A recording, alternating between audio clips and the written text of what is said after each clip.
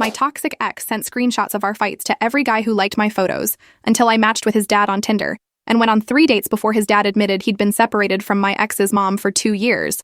But his son didn't know because he only visits when he needs money. At Thanksgiving dinner, my ex walked into his dad's house to find me helping cook turkey in his mother's old apron, and his dad announced we'd been dating for 6 months. The fork clattered against Marcus's plate with such force that gravy splattered across the white tablecloth his grandmother had embroidered. His mouth opened and closed like a fish drowning in air while his father's hand settled possessively on my lower back. Behind Marcus, his younger sister Riley held up her phone, already recording what would become the most viral family meltdown of the holiday season. 3 months of planning had led to this exact moment. Marcus standing in the doorway of his childhood home, staring at his ex-girlfriend wearing his dead grandmother's apron while his father introduced me as his serious girlfriend. The mathematical precision of it all made my pulse quicken with satisfaction. Every humiliating screenshot Marcus had sent to potential dates, every private argument he'd weaponized, every boundary he'd violated was about to cost him something far more valuable than his fragile ego could handle. I'd known Marcus Thorne for 4 years, dated him for 2, and spent the last 8 months learning exactly how to dismantle someone's entire reality. We met at a mutual friend's barbecue, where he charmed me with stories about his marketing career and weekend rock climbing adventures. The charm lasted approximately 6 months before the mask started slipping. Arguments about me talking to male colleagues turned into him showing up unannounced at my office. Casual mentions of ex-boyfriends became interrogations that lasted until 3 in the morning. When I finally ended things last February, I thought I was free. I was catastrophically wrong. Marcus didn't take rejection well. He took screenshots exceptionally well, though. Every fight we'd ever had, every vulnerable moment I'd shared, every insecurity I'd confessed during our relationship became ammunition in his campaign to destroy any chance I had at moving on. He created a network of humiliation that followed me across dating apps, social media, and even professional networking sites. Men I matched with would unmatch within hours. Guys who asked me out would suddenly ghost after the first conversation. It took me 3 weeks to figure out what was happening. A friend of a friend finally showed me the messages, a compilation of our worst fights edited to make me look unstable, controlling, and frankly unhinged. Marcus had turned my pain into entertainment, my vulnerability into a weapon, and he was distributing it like some kind of toxic newsletter to anyone who showed interest in me. That's when I stopped being sad and started getting strategic. Marcus had taught me a valuable lesson about leverage, and I was an excellent student. While he was busy playing puppet master with my dating life, I was studying his patterns, his weaknesses, and most importantly, his family dynamics. Social media is fascinating when you know what you're looking for. Marcus posted constantly about his successful career and adventurous lifestyle, but he never posted about his parents. No holiday photos, no birthday tributes, nothing that suggested he had any meaningful relationship with the people who raised him. That absence was louder than any caption could ever be. A little digging revealed that Gregory Thorne, Marcus's father, was recently active on LinkedIn after a 25-year career as a corporate attorney. More interestingly, his Facebook relationship status had quietly changed from married to separated 8 months ago. The timeline was perfect. Marcus was so busy ruining my dating prospects that he'd completely missed his parents' marriage imploding. He was too self-absorbed to notice his father moving into a downtown condo or his mother joining a meditation retreat in Arizona. The best part? Gregory was on Tinder. I almost laughed when his profile appeared in my queue. Distinguished silver hair, genuinely kind eyes, and a bio that mentioned loving hiking and Italian cuisine. Everything Marcus pretended to be, his father actually was. I swiped right knowing exactly what I was doing. The match was instantaneous. Our first date was at a wine bar Marcus had taken me to during our relationship. Gregory arrived 10 minutes early, held the door open, and asked about my day before ordering. The contrast to his son was so stark it almost felt performative. We talked about everything except Marcus. Gregory mentioned his recent separation carefully, like he was testing how I'd react. I asked gentle questions and listened more than I spoke. By the end of the night, he walked me to my car and asked if he could see me again. I said yes, and meant it, which surprised me more than anything. The second date revealed more about the Thorne family dynamics than Marcus had shared in 2 years. Gregory admitted his son only called when he needed money or career connections, that Marcus hadn't visited in over a year despite living 40 minutes away, that his wife had finally left after realizing their marriage had become a financial arrangement rather than a partnership. The guilt in Gregory's voice when he talked about failing as a father was genuine, but so was his relief at being separated from someone who'd stopped loving him years ago. I still hadn't told him about my connection to Marcus. That information was a weapon I was carefully calibrating for maximum impact. By our third date, Gregory admitted he'd been separated for 2 years, not 8 months. His wife had moved out during the pandemic, but they'd kept up appearances for family events. Marcus had been too busy building his personal brand to notice his parents sleeping in separate rooms during the rare times he bothered coming home. The lie had been easy to maintain because their son had made himself impressively unavailable. When Gregory asked why I was single, I told him the truth. Not all of it, but enough. That my ex had been controlling and vindictive. That he'd made dating nearly impossible by spreading private information. I didn't mention names, and Gregory didn't press for details. He just held my hand across the dinner table and said that some people never learn that love isn't about control. The irony was so perfect I had to look away to hide my smile. 3 months into our relationship, Gregory asked if I wanted to make things official. We were sitting in his condo watching a movie when he paused it and said he hadn't felt this comfortable with someone in years. That I made him remember what it felt like to be excited about another person, rather than just existing next to them. I kissed him and said yes, and I wasn't pretending. Somewhere between the calculated revenge and the strategic planning, something unexpected had happened. I actually liked Gregory Thorne. He was thoughtful where his son was selfish, present where Marcus was absent, genuine where his ex had been a performance. The age gap felt less relevant than the emotional maturity gap. Gregory treated me like a partner rather than a possession. He asked about my day and actually listened to the answers. When I had a bad week at work, he didn't try to fix it or make it about him. He just ordered my favorite takeout and let me vent without judgment. By month 4, I'd moved some clothes into his place. By month 5, we were talking about taking a trip to Italy together. By month 6, Gregory said he loved me while we were grocery shopping for dinner ingredients, just casually in the produce section, like it was the most natural thing in the world. I said it back and meant it completely, which complicated my revenge timeline, but didn't change its trajectory. Marcus still had no idea his father was dating anyone, let alone me. Gregory had mentioned his new relationship to his ex-wife, who was apparently thrilled he'd found someone who made him happy. She'd asked to meet me sometime, said it would be nice to see Gregory smile again. But Marcus remained blissfully ignorant, too busy sabotaging my dating life to realize I'd already won. When Gregory invited me to Thanksgiving dinner at his house, he mentioned his son would probably show up. Marcus had texted 3 weeks earlier asking to borrow money for a new apartment deposit, and Gregory had replied that they could discuss it over turkey. It was the first time in 14 months Marcus had committed to attending a family event. The timing was cosmically perfect. I spent the week before Thanksgiving learning family recipes from Gregory's ex-wife over FaceTime. Patricia was warm and funny, and said she wished she'd left Gregory years earlier, so they could both find people who actually appreciated them. She taught me how to make her mother's stuffing, and showed me which apron had belonged to Gregory's mother, a delicate linen thing embroidered with autumn leaves. She said I should wear it at dinner because it would make Gregory happy and piss off Marcus, who'd always been his grandmother's favorite despite treating her terribly toward the end of her life. Patricia's spite was refreshing, and her blessing on my relationship felt more meaningful than any awkward future mother-in-law dynamic we might have navigated. The morning of Thanksgiving, Gregory and I woke up early to prep the turkey. He was teaching me how to season it properly when his phone buzzed with a text from Marcus. Running late? Probably there by 2. No apology? No acknowledgement that he was already supposed to be there helping cook. Gregory sighed and said some things never changed, but I could see the disappointment in his eyes. His son was still treating him like an ATM machine rather than a parent. Riley arrived at noon with 3 pies and immediately noticed the extra place setting. When Gregory introduced me as his girlfriend, his daughter's face went through several expressions before settling on delighted shock.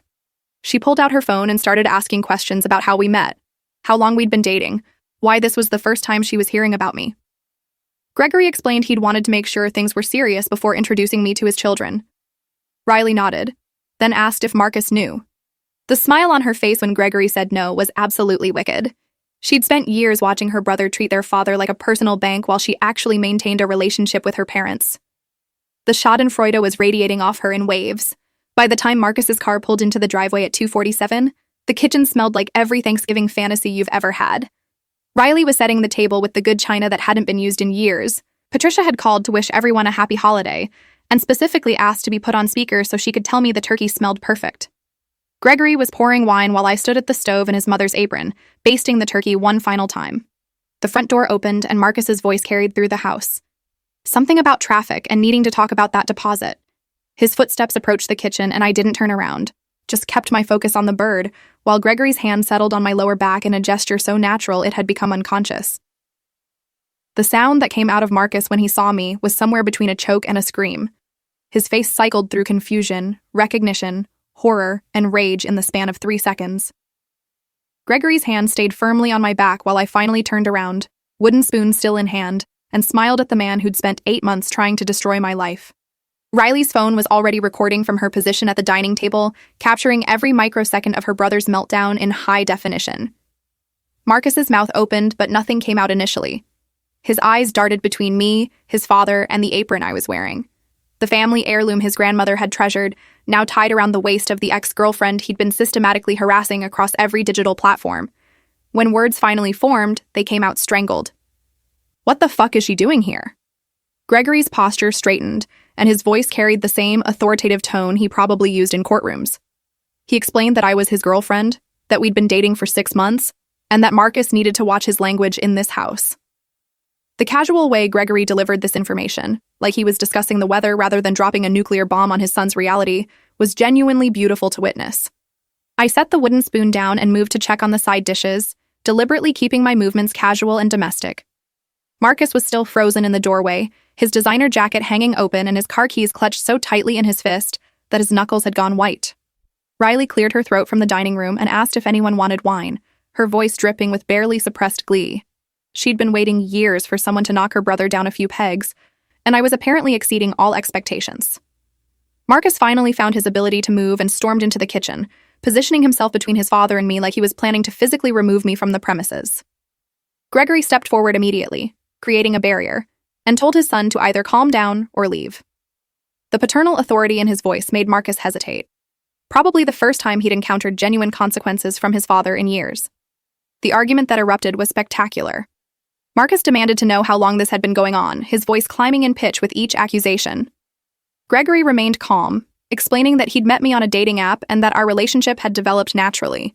When Marcus spun toward me and asked if I knew who his father was when we matched, I looked him directly in the eyes and said yes. I'd figured it out on our second date when Gregory mentioned his son worked in marketing and lived downtown. The truth and the lie blended perfectly.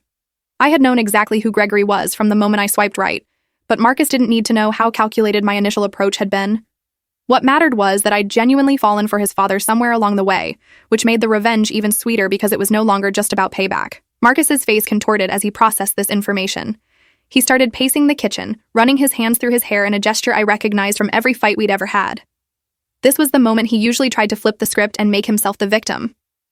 Right on cue, he turned to Gregory and started listing my supposed flaws, the same edited version of our relationship he'd been distributing to every man I'd tried to date. He said I was unstable, controlling, and manipulative.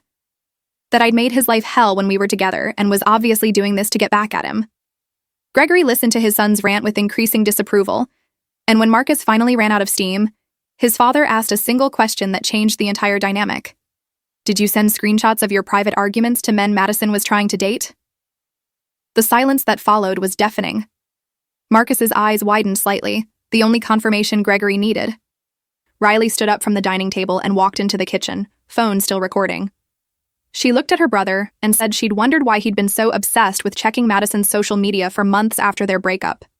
That she'd caught him scrolling through my Instagram at least a dozen times, always checking who'd liked my photos. Marcus told her to shut up and stay out of it, which only made Riley smile wider. She informed him that their father had shown her screenshots of the messages he'd been sending to Madison's potential dates, and that it was honestly the most pathetic thing she'd ever seen. The way Marcus's face drained of color suggested he was finally understanding that this wasn't just about me dating his father. This was about his entire family seeing evidence of the person he actually was beneath the charming exterior. Gregory moved to the stove and took over basting the turkey, deliberately turning his back on his son. He said that after seeing what Marcus had been doing, he understood why I'd been hesitant to introduce myself as his ex-girlfriend, that the level of harassment and boundary violation was genuinely disturbing, and that he was ashamed his son thought that behavior was acceptable. Marcus tried to argue, to explain that I'd driven him to it, but Gregory cut him off. He said that nothing justified that kind of cruelty, and that the man standing in his kitchen bore no resemblance to the son he'd raised. The disappointment in his voice was more devastating than any anger could have been. Marcus looked at me then, really looked at me, and I saw the exact moment he realized he'd lost. Not just this argument, but everything. His father's respect, his sister's tolerance, and whatever moral high ground he'd convinced himself he occupied. I stirred the gravy and suggested we should probably sit down to eat before the food got cold.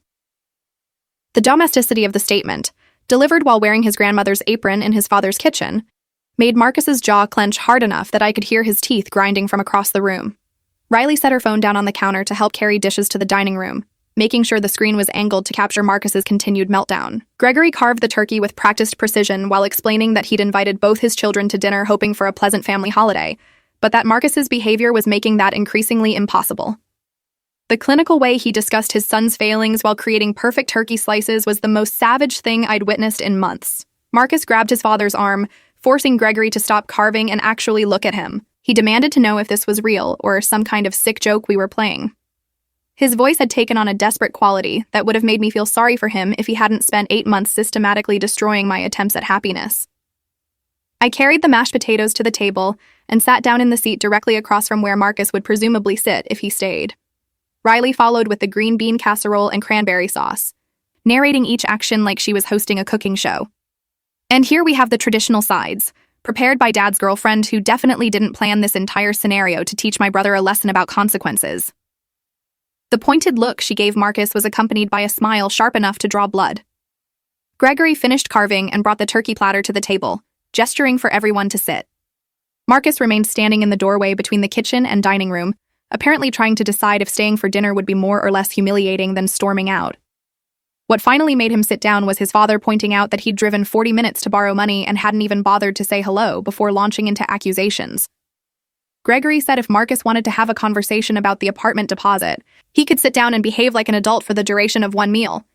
The implicit threat that the money might disappear entirely if he didn't comply was enough to force Marcus into the chair across from me.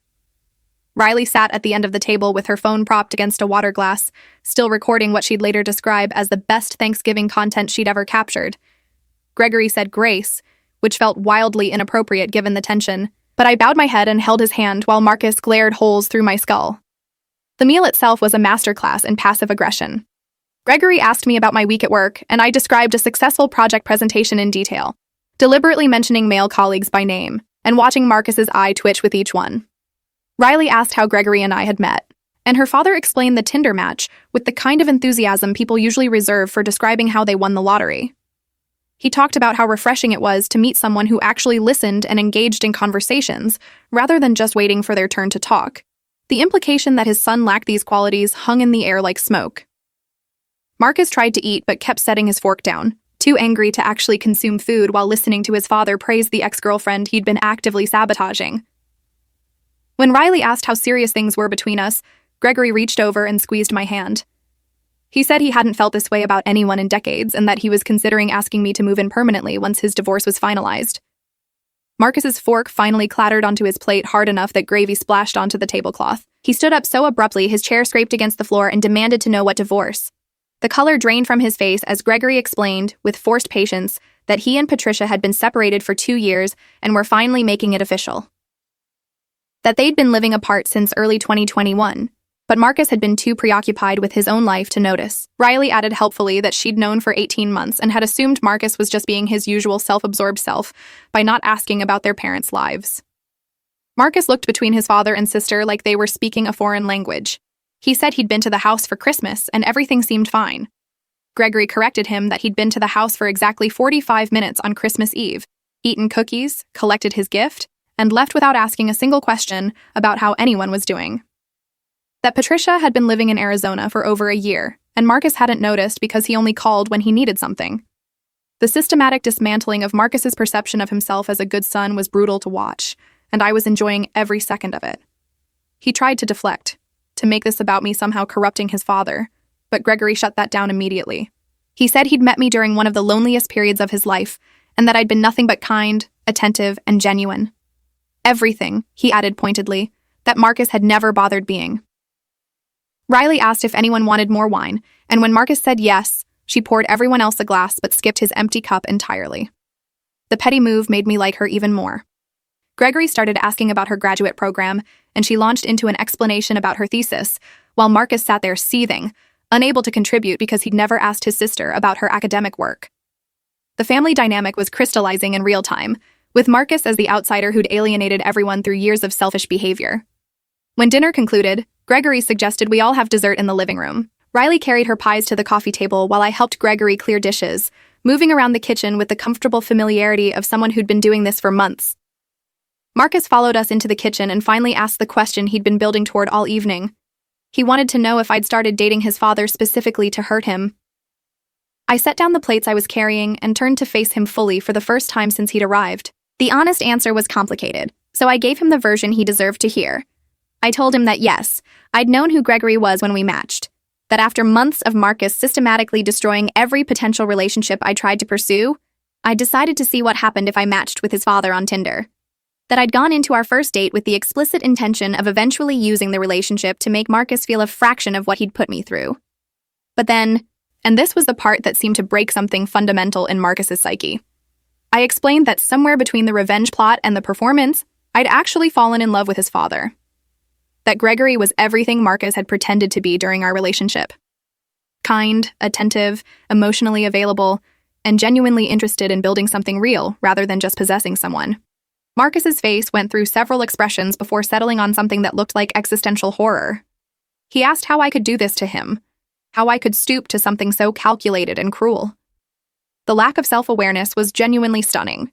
This man had spent 8 months sending screenshots of our private arguments to every person who showed interest in me, but somehow my response was beyond the pale. Gregory stepped between us again and told Marcus that what I'd done was match with someone on a dating app and develop a genuine relationship. What Marcus had done was engage in sustained harassment and emotional terrorism. The two situations weren't comparable, and the fact that his son couldn't see the difference was precisely why Gregory was reconsidering the apartment deposit he'd driven here to request. That threat finally penetrated Marcus's anger. He started backtracking, saying he'd made mistakes but that he'd changed, that he'd stopped sending those messages months ago and was trying to move on with his life. I pulled out my phone and showed him screenshots from 2 weeks ago, messages sent to a guy I'd matched with on Hinge, complete with edited versions of arguments we'd had 3 years ago.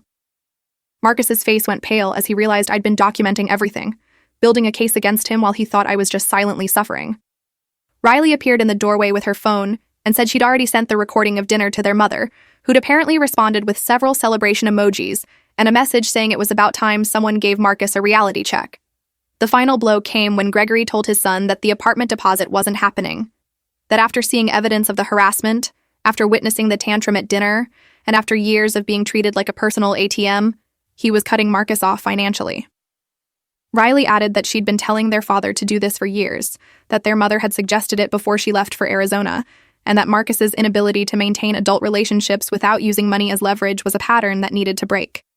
Marcus looked at his sister with pure betrayal, and she just shrugged, said maybe he should have been nicer to the people who actually cared about him, instead of treating them like NPCs in his personal story. The Gen Z reference would have been funny if Marcus hadn't looked like his entire world was actively collapsing around him.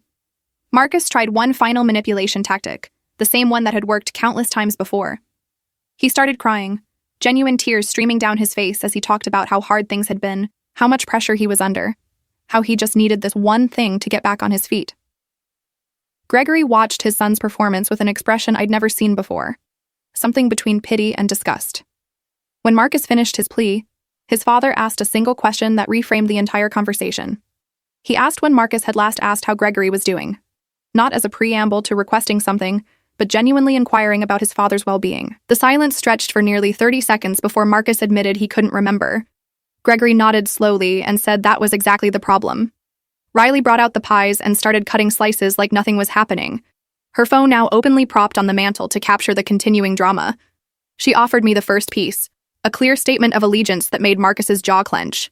I accepted the pumpkin pie and thanked her while Marcus stood there watching his family unit rearrange itself without him at the center. Gregory took his slice and sat next to me on the couch, his thigh pressing against mine in casual intimacy that had taken months to develop. He asked Riley about her thesis defense coming up in January, and she launched into an excited explanation about her research, while Marcus remained standing in the middle of the room, literally and figuratively excluded from the conversation. When Marcus tried to interject with a comment about Riley's academic work, she cut him off to point out that he'd never asked about her degree before, and she wasn't interested in his sudden fake interest now. The systematic rejection from every family member was devastating to watch, but also exactly what he'd engineered through years of selfish behavior. Gregory mentioned that Patricia wanted to visit for Christmas and was excited to meet me properly, that she'd been following me on Instagram for weeks and thought I seemed lovely. The casual mention of his ex-wife's approval, delivered while sitting intimately close to me on his couch, made Marcus's breathing become visibly shallow. He was finally understanding that this wasn't a phase or a rebellion. His father had genuinely moved on with someone new, someone who happened to be his ex-girlfriend, and there was nothing he could do to stop it. Marcus asked to speak with his father privately, and Gregory refused, saying anything he needed to say could be said in front of everyone present. The boundary was so firm and so unlike his father's previous accommodating nature that Marcus actually took a physical step backward. He started listing all the times he'd been a good son, holidays he'd attended, gifts he'd given, but Riley interrupted with her phone to show a spreadsheet she'd apparently been maintaining. She'd tracked every interaction Marcus had initiated with their parents over the past 5 years, and the pattern was damning. Every single contact had been preceded or followed by a request for money, career connections, or some other tangible benefit. The data visualization showed peaks around Christmas and birthdays when gifts were expected, and complete silence during the times when emotional support might have been needed. Gregory looked at the spreadsheet his daughter had created, and something in his expression shifted. He told Marcus that he loved him because he was his son, but that he didn't particularly like him as a person right now. That the man Marcus had become was selfish, manipulative, and cruel. That watching him harass his ex-girlfriend for months while pretending to be a victim had been genuinely disturbing. And that until Marcus got serious help for his behavior patterns, their relationship would be limited to supervised family events where Gregory could ensure his son wasn't actively hurting anyone. The measured clinical delivery made the words hit harder than any angry outburst could have. This was a father setting boundaries with the same authority he'd probably used to discipline a toddler, and Marcus's face showed he recognized the regression. Riley asked if anyone wanted coffee, and when I said yes, she asked me to come help her in the kitchen. We left Marcus alone with his father for exactly 5 minutes, which was apparently long enough for Gregory to reiterate every boundary he'd just set and add a few more. When we returned with coffee cups, Marcus was sitting on the arm of the couch looking like he'd aged a decade. Gregory was explaining that he expected Marcus to find a therapist within the month and provide proof of ongoing sessions if he wanted any future financial support. That the harassment of me needed to stop immediately, and any evidence of continued contact would result in legal action. Riley added that she had all the recordings from tonight and would happily provide them to a lawyer if needed, her cheerful tone at odds with the threat. Marcus looked at me and asked what I wanted him to do. The question was clearly meant to make me look vindictive, like I was the one driving this conversation, but I just sipped my coffee and said nothing. Gregory answered for me, saying what Madison wanted was to live her life without being stalked across dating apps by her ex-boyfriend, that she'd already been more than patient by not pursuing legal action months ago, that Marcus owed her an apology but that no apology could undo the damage he'd caused. Riley mentioned that several of the men Marcus had sent screenshots to had actually reached out to apologize to me after realizing they'd been manipulated, and that one of them had offered to testify if I ever decided to pursue a restraining order. The network of evidence against Marcus was so thorough that his usual deflection tactics had nowhere to land. The final piece of the evening came when Gregory's phone rang and Patricia's name appeared on the screen. He answered on speaker and his ex-wife's voice filled the room asking how dinner had gone. Riley said it had been incredibly entertaining and that she'd sent Mom the videos. Patricia laughed and said she'd watched them twice already and was particularly impressed with how I'd handled the situation. She asked if I was still there, and when I confirmed I was, she told me she was looking forward to meeting me at Christmas, and that anyone who could make Gregory smile the way he had been lately was good in her book. The casual acceptance from Marcus's own mother, the woman who'd raised him, seemed to be the final straw. He stood up, said he needed to leave, and headed for the door. Gregory called after him to remind him about the therapy requirement. Marcus didn't respond, just kept walking until the front door slammed behind him. Through the window, we watched him sit in his car for nearly 10 minutes before finally starting the engine and driving away. Riley immediately rewound her videos and started editing together a highlight reel, asking if it would be unethical to post a censored version to TikTok. Gregory said yes, but that he appreciated her restraint in not doing it anyway. I finished my coffee and helped clear dessert plates, while Gregory started talking about Christmas plans, including me in every future tense verb without hesitation or qualification. The casual way he'd integrated me into his family while simultaneously excising his son's toxic influence was more satisfying than any revenge I'd planned. The fallout from Thanksgiving dinner spread like wildfire through Marcus's social network. Riley had sent the edited recording to several mutual friends who'd been on the receiving end of Marcus's manipulation over the years. By Saturday morning, my phone was flooded with messages from people apologizing for believing his version of our breakup. 3 separate women came forward saying Marcus had done similar things to them, spreading private information and weaponizing vulnerability when relationships ended. The pattern of behavior was so consistent, it was almost textbook. One of his coworkers reached out to say that Marcus hadn't shown up for work Friday, and wasn't answering calls, which started circulating rumors at his company about some kind of personal crisis. Gregory spent Saturday morning dealing with increasingly frantic texts from his son. Marcus alternated between apology and accusation, sometimes within the same message. He claimed I'd seduced his father as revenge, then apologized for overreacting, then accused Gregory of choosing his ex-girlfriend over his own son. The lack of coherent logic suggested Marcus was spiraling, but Gregory remained firm in his boundaries. He responded once, reiterating the therapy requirement, and ending with a statement that he needed space to process the situation. When Marcus tried calling, Gregory sent him to voicemail. By Sunday, the calls had stopped, but my Instagram showed Marcus had been obsessively checking my stories, watching each one multiple times within minutes of posting. The desperation was palpable even through the digital medium. Riley came over Sunday evening with wine and updates.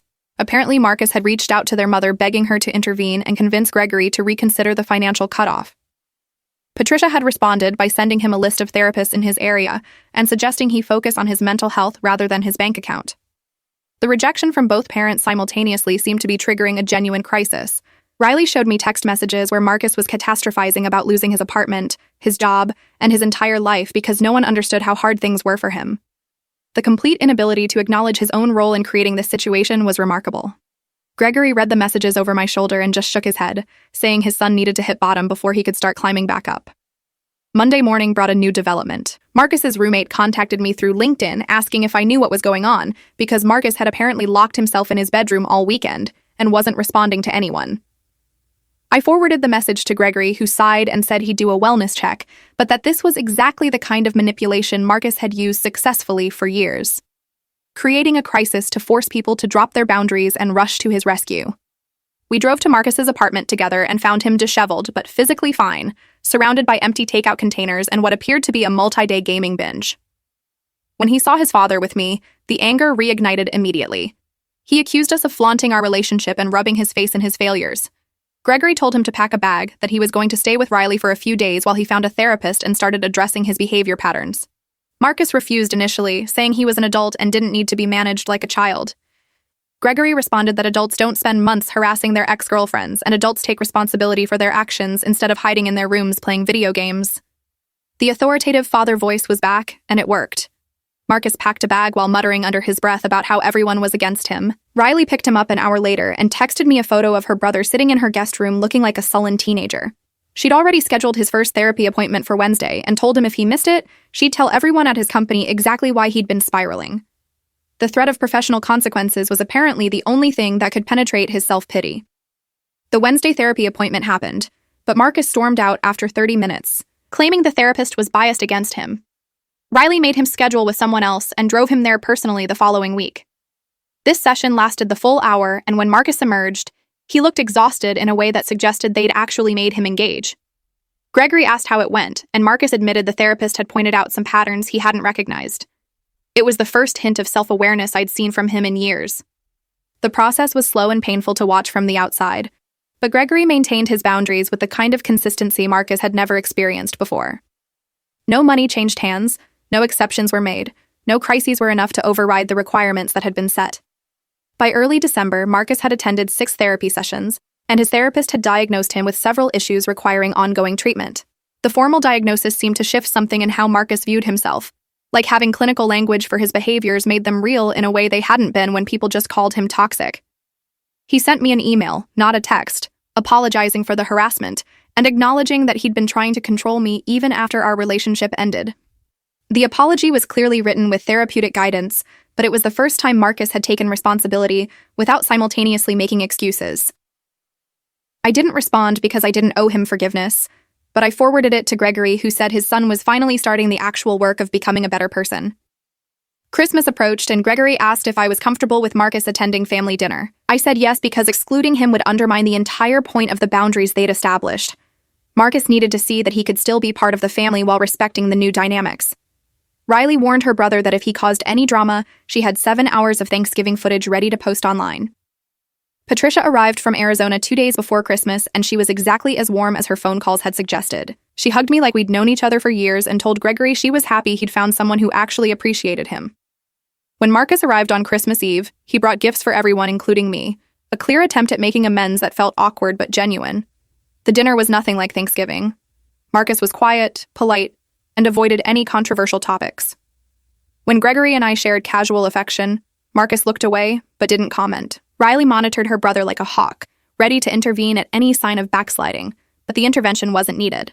Marcus left after dessert with a genuine thank you for including him and a promise to see his therapist twice weekly in January. Gregory walked his son to the car and they had a conversation I wasn't privy to, but when my boyfriend came back inside, his expression was cautiously hopeful. He said Marcus had admitted that losing access to his father was scarier than any financial consequence, and that maybe that fear would be enough to sustain actual change. March brought changes that felt almost surreal. Marcus had been consistently attending therapy and had apparently started making amends with people he'd hurt over the years. Several women he'd dated briefly contacted me to say he'd reached out with genuine apologies and hadn't asked for anything in return. His social media presence had shifted dramatically, less curated perfection and more honest posts about mental health struggles. Riley reported that her brother was actually asking about her life during their phone calls and remembering details from previous conversations. The transformation seemed almost too good to be true, but Gregory said his therapist had confirmed that Marcus was putting in genuine work, even when it was uncomfortable. I'd moved into Gregory's condo in January, and we'd fallen into domestic routines that felt more solid than any relationship I'd had before.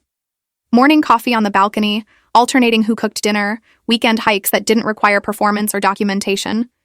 The age gap that should have been a bigger issue felt irrelevant compared to the emotional compatibility. Gregory treated me like a partner rather than an accessory, and the contrast to Marcus was stark enough that I sometimes wondered how I'd tolerated that relationship for as long as I did. When Patricia visited in February, she'd pulled me aside and said watching Gregory be this happy was proof that her marriage ending had been the right choice for everyone involved. She'd started dating someone in Arizona, and the parallel healing happening in their family felt like vindication. Marcus started seeing someone new in March, a woman he'd met through his therapy group who had her own recovery journey. He introduced her to the family in April, and she was quietly confident in a way that suggested she wouldn't tolerate any manipulation. Riley approved immediately, and Gregory said his son seemed genuinely different with this partner. Less performative, more present, asking questions instead of monologuing about himself. The change was dramatic enough that I almost felt uncomfortable around this new version of Marcus. The man who'd spent months trying to destroy my happiness was now politely asking about my job and remembering details about projects I'd mentioned weeks earlier. In May, Gregory and I were walking through the park when he mentioned that his divorce from Patricia had been finalized. They'd celebrated with dinner together, which seemed wild, but also perfectly in character for their relationship. He asked if I'd ever considered getting remarried, and I admitted I hadn't thought much about it since Marcus had made me so cynical about relationships. Gregory said he understood, but that he'd been thinking about it a lot lately, that he'd spent 25 years in a marriage that had become transactional, and now that he'd experienced what genuine partnership felt like, he wanted to make it permanent. The proposal wasn't dramatic or public. Just a conversation in the park that ended with a ring he'd been carrying in his pocket for 3 weeks, waiting for the right moment. When we told Marcus at a family dinner in June, his reaction was measured and mature. He congratulated his father and welcomed me to the family officially, acknowledging that it was probably weird given our history, but that he was genuinely happy his dad had found someone who made him smile. Riley recorded the moment on her phone purely for sentimental reasons, rather than potential drama content. Patricia sent a congratulatory text with several heart emojis and an offer to help plan whatever kind of wedding we wanted. The acceptance from everyone felt almost anticlimactic after the chaos of Thanksgiving, but the calm was proof that boundaries had worked. Marcus had lost access to his previous life and had to build something better from the rubble. The wedding happened in September, small and intimate with just family and close friends. Marcus attended with his girlfriend and gave a toast that managed to be heartfelt without making the event about him. He thanked his father for not giving up on him even when he didn't deserve patience, and said that watching Gregory build a healthy relationship had shown him what he needed to work toward. Riley cried during the toast, which made everyone else emotional. Patricia attended and danced with Gregory during one song, a moment of closure that felt important for both of them. When my husband and I left for our honeymoon in Italy, Marcus texted a simple message wishing us happiness. The growth seemed genuine and permanent, but I'd learned enough to know that maintaining boundaries would always be necessary. Looking back now, 18 months after that Thanksgiving dinner, the revenge I'd planned feels almost quaint compared to what actually happened. I'd wanted to hurt Marcus the way he'd hurt me, to make him feel a fraction of the humiliation and pain he'd caused. What I got instead was a genuine relationship with someone who actually valued me, a family that welcomed me completely, and the satisfaction of watching Marcus face real consequences for the first time in his adult life. The revenge was successful, but it was also transformative in ways I hadn't anticipated. Gregory and I are building something real while Marcus works through years of toxic patterns with professional help. Riley sends me memes regularly and calls me her bonus sister. Patricia visits every few months and treats me like a daughter-in-law she'd always hoped for. Marcus maintains appropriate boundaries and seems to be genuinely improving his relationships across the board. His girlfriend mentioned during a recent dinner that his therapist says he's one of the few clients who's actually done the work instead of just performing growth. The transformation required losing everything: his father's financial support, his family's patience, and any illusions about who he'd become. Sometimes people need to be completely dismantled before they can rebuild themselves into something better. The apartment Marcus lost when Gregory cut him off forced him to move into a studio that required actual budgeting. The professional consequences of his behavior led to him leaving his marketing job and finding work that was less prestigious, but more ethical. The social fallout from multiple people coming forward about his manipulation meant he had to build new friendships from scratch, this time based on honesty rather than performance. Every loss was something I'd initially wanted to engineer out of revenge, but watching them happen as natural consequences of his actions was far more satisfying than any calculated scheme could have been. Gregory and I are talking about buying a house together next year, something with enough space for eventual grandchildren if Riley decides to have them. Marcus's girlfriend has slowly become a friend, bonding over our shared experience of dating someone with serious issues and appreciating how much work recovery requires. The family dinners that once would have been minefields are now genuinely pleasant. Sometimes I catch Marcus looking at his father and me with an expression that might be wistfulness or might be actual happiness that Gregory found someone good. The ambiguity doesn't bother me because my life isn't about Marcus anymore. It hasn't been for a long time. The screenshots of our fights that Marcus distributed so liberally ended up serving as evidence of his pattern of abuse rather than proof of my instability. Several of the men he'd contacted actually reached out months later to apologize and say they wished they'd seen through his manipulation. One of them asked me out once the dust settled, and I politely declined, explaining I was very happily engaged to someone who actually deserved me. The irony that my revenge plot led to genuine happiness, while Marcus's cruelty led to him losing everything, isn't lost on anyone involved. Riley made a joke at Christmas that karma isn't real, but boundaries absolutely are, and that maybe that's the same thing. Marcus will never have the relationship with his father that he had before Thanksgiving. That version of their dynamic, where Gregory was an ATM and Marcus was an occasionally present son, is permanently gone. What they have now is more honest but also more distant. Gregory loves his son but doesn't particularly like spending extended time with him. The distinction is important, and Marcus seems to understand that rebuilding trust will take years if it's even possible. Patricia told me once that she's oddly grateful I dated her son because the whole situation forced their family to finally address dynamics they'd been ignoring for decades. Her gratitude felt genuine even though the circumstances were absurd. The best revenge, it turns out, wasn't making Marcus suffer. It was building a life so genuinely fulfilling that his absence from it was barely noticeable. Every time he tried to prevent me from moving on, he'd inadvertently pushed me towards something better. The screenshots that should have destroyed my prospects instead led me to match with Gregory. The harassment that should have broken me instead made me strategic. The cruelty that should have made me bitter instead taught me exactly what I wouldn't tolerate in the future. Marcus thought he was the author of my story, editing my life to suit his narrative. What he didn't realize was that he was just a chapter, and not even the interesting one. The real story started when I swiped right on his father's profile and decided to see what happened when I stopped playing defense and went on offense instead.